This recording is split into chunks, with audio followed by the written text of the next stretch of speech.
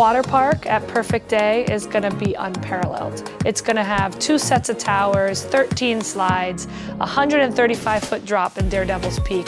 We started the engineering of Thrill Waterpark really thinking about the guest experience, knowing that we wanted the family competition aspect, knowing we wanted the thrill of big drops, lots of water splashing, the beautiful views around the island. And then we worked with our engineers to make sure that that experience really came to life. We really wanted to utilize the existing topography and really stay true to what this island is.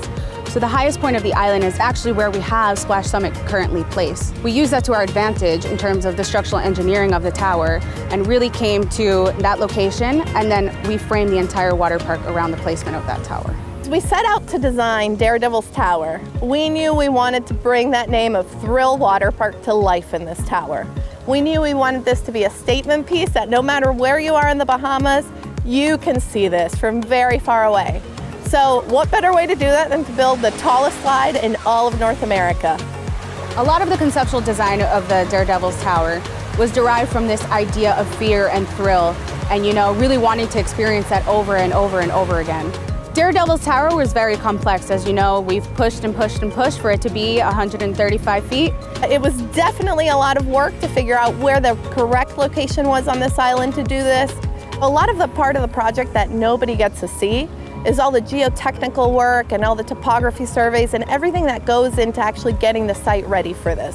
So we had to make sure that we engineered that tower in a way where it could withstand a lot of wind. It's built to take Category 5 storms. From there, we just pushed ourselves further and further. We went 120 feet. We said we could do better. Let's go 125. And then they kind of wanted to settle on 130, and I said, I think we could go higher. And there we landed on the 135 feet slide.